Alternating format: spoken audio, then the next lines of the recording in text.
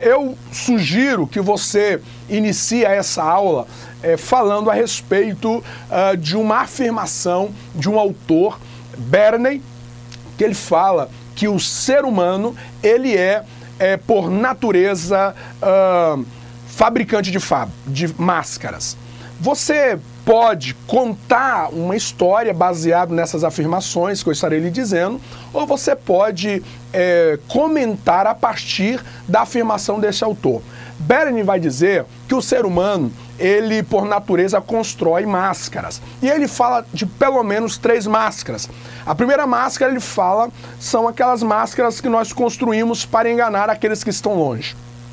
São aquelas pessoas que conseguem maquiar muito bem um sorriso, um comportamento, para enganar aqueles que eles veem uma vez por semana, uma vez ao mês. Pessoas que passam por nós, mas que não faz parte da nossa intimidade. Ele diz que quando percebemos que deu certo essa máscara, então nós construímos uma segunda máscara. E essa então é para enganar aqueles que estão perto. São pessoas que conseguem muito bem camuflar a realidade do seu coração com aqueles que estão perto. Pode ser uma esposa, pode ser um marido, pode ser filhos, pode ser pais, pode ser um líder, pode ser um liderado. Pessoas que trafegam conosco, mas que desconhecem das nossas reais motivações. E então ele diz que quando percebemos que a máscara para enganar os de longe deu certo e para enganar os que estão perto deram certos, então nós construímos uma terceira máscara, que é a máscara para enganar a nós mesmos. Você pode montar uma história, né? Era uma vez um Filismino, coloca lá um personagem fictício, e ele estava passando em uma feira e ele viu lá então uma loja de máscaras. Ele diz, olha, eu quero uma máscara. E ele vai, para quê? Ah, eu quero então para enganar aquelas pessoas que ficam me perguntando demais sobre a minha vida. Aí o cara, oh, isso aqui é uma boa máscara para você enganar aqueles que estão longe. Ele falou, comprou aquela máscara. Ele viu que deu certo, voltou, rapaz, agora eu preciso enganar minha esposa, preciso enganar minha família, eu preciso enganar os meus irmãos. Opa, aqui tem a máscara para enganar os que estão perto. E então ele volta dizendo, rapaz, você não tem mais nenhuma outra máscara? E o cara disse, rapaz, eu tenho essa, para enganar a você mesmo.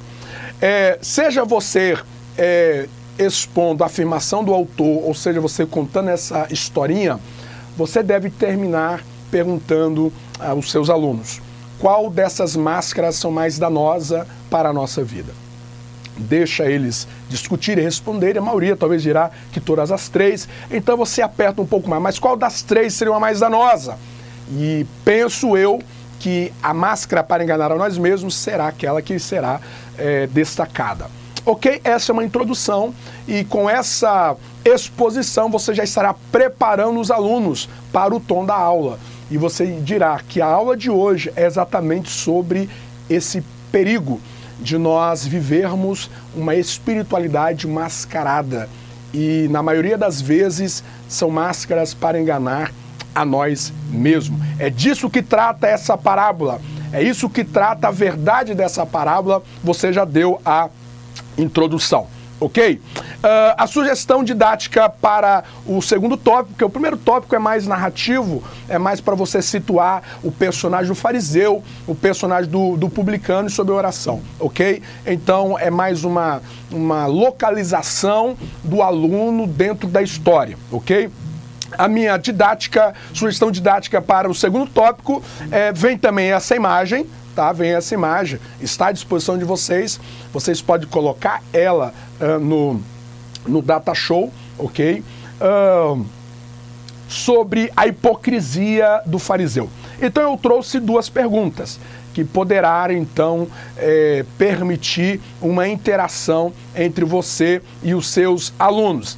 A primeira pergunta é: por que a hipocrisia consiste em um pecado terrivelmente perigoso? Você pode separar de 2 em 2.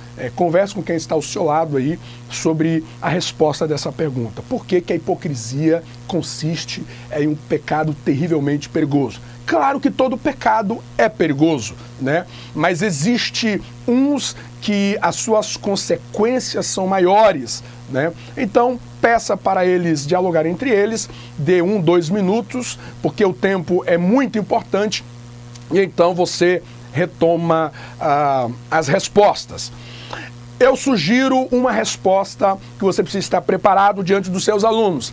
A resposta que eu proponho é: a hipocrisia consiste em um pecado terrivelmente perigoso, porque a hipocrisia é um daqueles pecados que nós raramente confessamos. Sou pastor, faço atendimento diário e não me lembro de alguém que chegou ao meu gabinete dizendo: pastor, eu quero confessar a minha fraqueza. E a minha fraqueza é hipocrisia. As pessoas confessam sobre adultério, as pessoas confessam sobre tantos outros pecados e fraquezas. Mas alguém que chega para você e fala: ora por mim, porque eu sou falso demais, eu sou hipócrita demais, eu preciso ser liberto desse mal, desse pecado. Eu nunca vi. Aí alguém diz: ah, claro que ninguém vai confessar. Mas a questão é que raramente as pessoas falarão também isso diante de Deus. Dificilmente alguém chega e fala: Deus, eu estou orando, vou fazer um propósito de oração, de busca a Ti, a partir da Tua palavra, porque eu tenho percebido que a minha fraqueza é a falsidade. Eu sou falso com os irmãos, eu sou falso com as pessoas. Na frente eu imito uma imagem e eu tenho uma outra imagem no oculto. As pessoas não confessam o pecado da hipocrisia. Então você dá essa resposta, e é uma resposta chocante, porque nós precisamos levar a sério o pecado da hipocrisia. Aliás, é exatamente o pecado da hipocrisia que levará Jesus a ter uma reação intensa ao longo do seu ministério com os fariseus. Uma segunda pergunta, ainda didática nesse segundo ponto, seria: é possível a igreja se tornar um lugar mais perigoso que o mundo? É uma pergunta chocante, né? Porque na maioria das vezes as pessoas irão responder: claro que não, a igreja é o melhor lugar. E então você deixa os burbúrios, você deixa os comentários, as posições, e você retoma a aula e diz: pois bem, em certo aspecto, quando é que a igreja se torna o lugar mais perigoso do que o mundo? E então eu sugiro uma resposta a você. É exatamente o caso da parábola, né? Na cabeça do fariseu, dentro da sinagoga, que tipicamente seria a nossa igreja hoje, ele estava indo muito bem. A hipocrisia religiosa faz com que nós estejamos longe de Deus dentro da igreja.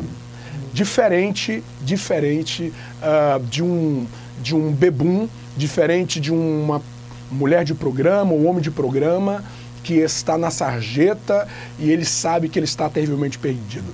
Eu vou lhe dar a resposta dessa pergunta no desenvolvimento do subsídio teológico que eu sugiro a você ainda no tópico 2, que é que o pecado não consiste em apenas aquilo que eu faço de errado.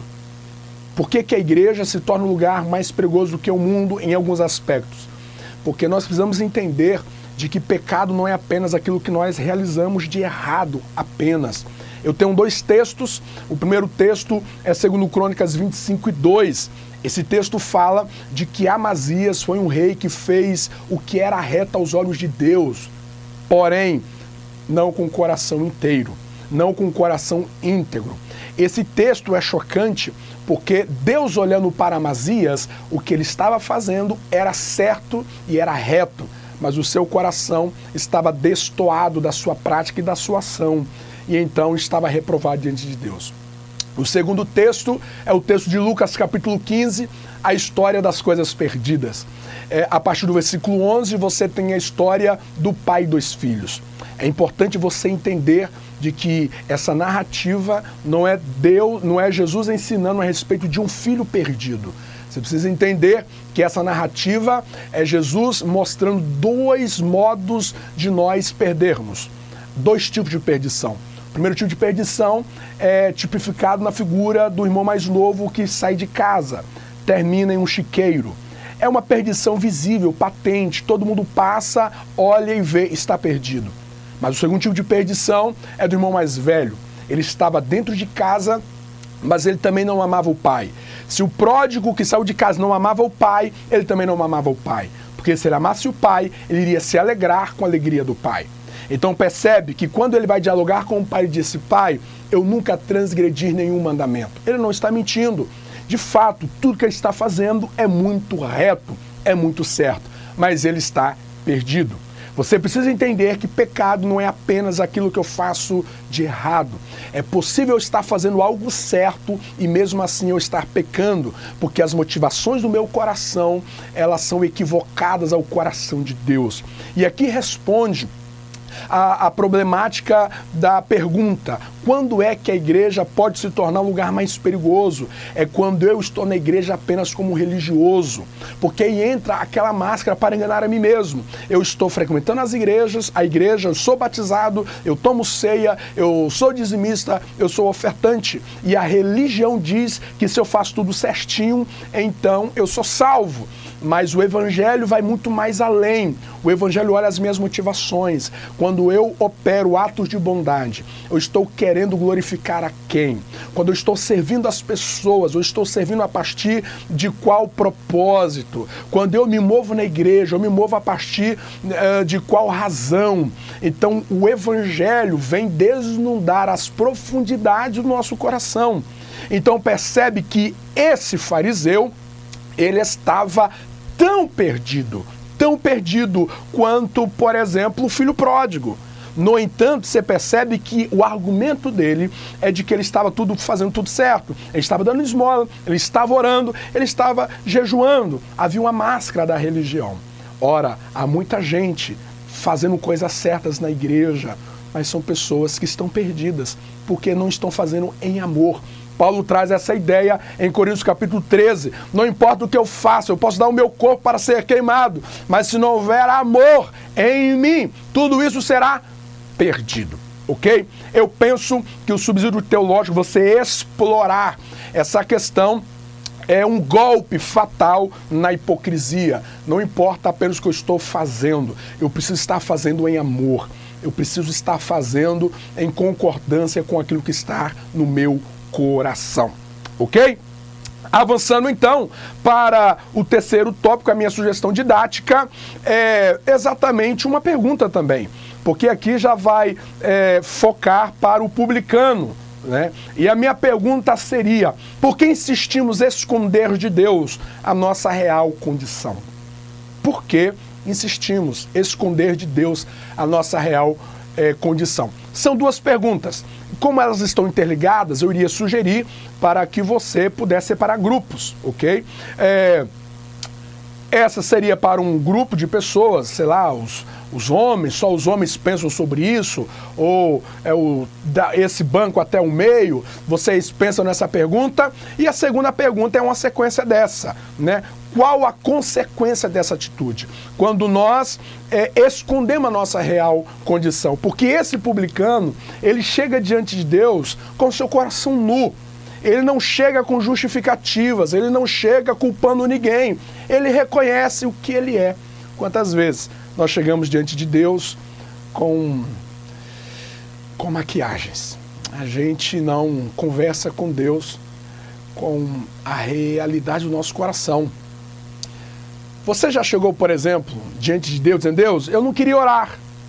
Eu estou aqui, não é porque eu quero. Ou você está no culto dizendo: Deus, o último lugar que eu queria estar era no culto. Mas eu aqui estou sem querer, porque eu sei que é de ti que provém toda a fonte de vida. Às vezes nós chegamos diante de Deus como se nós não tivéssemos fraquezas. A gente conversa com as pessoas, mas não conversa com Deus sobre isso. Por que nós escondemos essa nossa real condição? Que estamos em fraquezas, que estamos com o coração entristecido, magoado, não estamos conseguindo perdoar. Por que a gente não chega diante de Deus para falar exatamente como nós estamos? Espera as respostas. Eu penso que uma das respostas cabíveis é de que chegar diante de Deus com a nossa real condição nos humilha. É um ato de humilhação. E a natureza caída não dialoga com a humilhação. A natureza caída, ela dialoga com o orgulho, com a soberba e nunca com a humilhação. Você chegar diante de Deus, Deus, eu não estou bem, você está se humilhando. E o ato de humilhar sempre será um desafio diante da natureza pecaminosa. Qual a consequência dessa atitude? Claro, nós não seremos tratados. Se você chega diante do médico e o médico diz, como é que você está? E você fala, estou super bem. Ora, como é que ele vai te tratar? Como que ele vai resolver? Como é que ele vai passar um tratamento? Como que ele vai resolver o seu dilema? A sua enfermidade, se você esconde. Logo, as consequências é que nós tiramos as oportunidades de Deus tratar com a gente. De nós sermos aliviados dos fardos da caminhada. Ok? Subsídio teológico do tópico 3, a sinceridade do publicano, é de que a sinceridade é uma linguagem aceitável a Deus. Deus, ele nunca ficará impressionado com as suas confissões, das suas negatividades, das suas fraquezas, dos seus pecados. A sinceridade é uma linguagem que Deus reconhece em nossas orações. Isso quer dizer que todas as vezes em que nós oramos e nosso coração não está sendo sincero, nós estamos desperdiçando tempo. É importante você conversar com seus alunos a respeito de Salmo 139, quando ele fala, sonda-me, ó Deus, sonda-me, e vê se há em mim um caminho mau. Você precisa destacar que a confissão do salmista é de que ele reconhece a sua inabilidade de enxergar o seu próprio coração. Ele precisa da ajuda de Deus para checar, para avaliar, para sondar a si mesmo. Isso é sinceridade. Se toda pessoa que apregoa uma imagem de bondade porque eu sou bom, não, porque eu sou uma pessoa boa, toda pessoa que reclama para si esse predicativo, essa qualidade, pessoas que não entenderam a obra da salvação. A nossa bondade não é por nós mesmos, é porque o fruto do Espírito, que é bondade, está em nós. Então o salmista reconhece de que ele precisa da ajuda de Deus para sondar a si mesmo. Então, nas nossas orações, que queremos ter um coração sincero, precisamos trazer à memória o Salmo 139. Conversa sobre ele com seus alunos, exponha a ele o reconhecimento do salmista em entender que ele precisa de Deus para avaliar o seu próprio coração em sinceridade. E ele reconhece que ele precisa de Deus para escolher o caminho bom. A sinceridade sempre será um caminho desafiador para aqueles que estão no processo da santificação. No entanto, é a única linguagem que Deus aceita em nossa oração.